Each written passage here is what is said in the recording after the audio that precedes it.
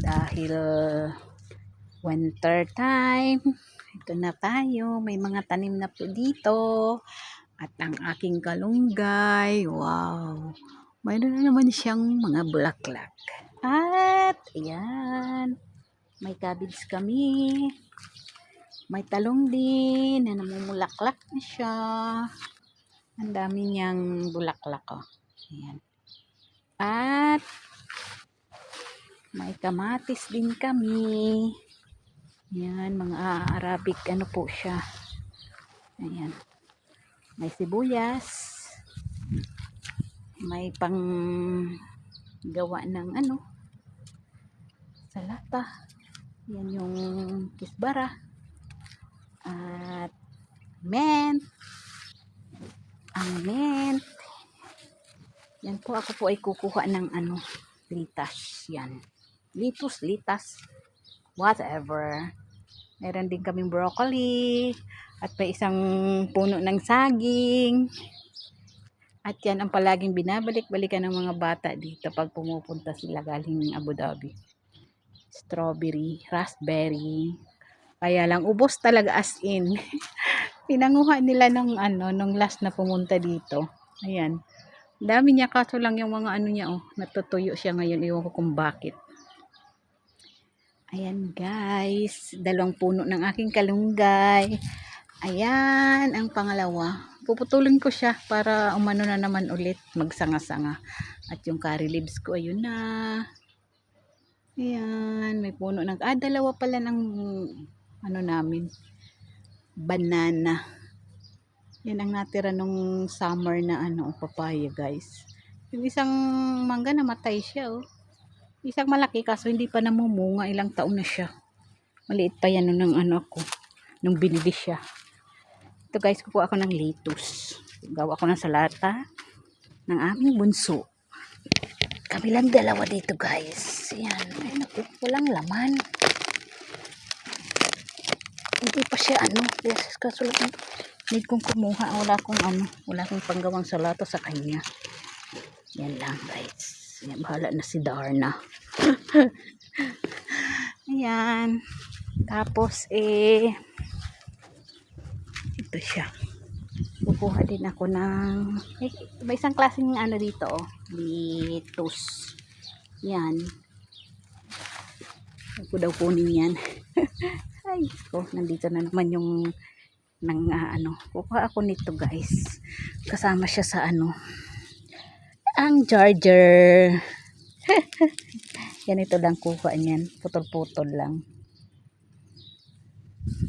Para daw mamunga. Ewan, tinatamad ako. Kunin ko siya lahat. Bahala na yung ano guys. Kunti na siya. Meron kasing ano kami dito. Pinagbibigyan ito. Siya lang halos nakakaubos. Siya lang halos. Pag nawawala na sa kanila ng stock, tawag na dito. Ngayon naman, yung amo kong mabait. Tusa na ako niya. Kuha ka na doon. Kasi kukunin. Kaya yun, halos naubos din. Meron kaming beetroot. Ayan guys. Yan ang beetroot. Ayan po siya. Ayan. Dito ay may tanim pala pa ulit na may punla siya na ano, na kamatis. At dyan. Ito po yung kamatis na malalaki. Ayan na siya. May bunga na nga eh. May bunga na siya. Ayun guys. Ayan na siya. Ang bunga niya. Ayan. Tapos ito pa. Ayan. May bunga na siya. Ganyan po dito pag ano na, winter time. Nakakapagtanim na. Kasi malamig. Yung ano niya, yung klema. Pero pag tag-init, Diyos ko. Ayan. Last time, kala ko siya tanglad. Ayun pala, hindi po. Pang, ano siya sa mga ano pala, pang bahog. Kaya iyan. Namatay po yung aking ano dito. Yung aking kangkong ay namatay. Ilan na lang siya. Yan na lang. Maghanap na naman ako ng pang ano, pang tanim Sana bilhan ulit ako ni ng kangkong. Ay, nahulog na. May kamatis pa na hindi nalipat. Ayan. Daming ibon din. Kasi marami siyang makakain ng mga ano-ano. Yan guys. Yan po ang aming garden pag winter time. Ayan. Huwag na akong kumuha nito. Kasi hindi naman kumakain si Bunso na may ganyan. Meron din kaming, hindi ko lang guys kung ano to, sili or what. Pero may sili po kaming malalaki. Ayan o. Hindi pa lang siya. Hindi pa siya hinog. Pero okay na siya. Malaki na ho. Ayan. Bell pepper. Bell pepper. Ayun po. Bell pepper. Ayan. Kambal siya oh. Kambal. Ito namatay. Na ano siya oh. Hindi siya maganda. Ewan ko kung ano. Ito naman. Pipino daw. Pero hindi naman siya nagbuo. May mga bulaklak. Kaso tatabunan siguro nitong mga damo-damo ito. Ay. Ano to?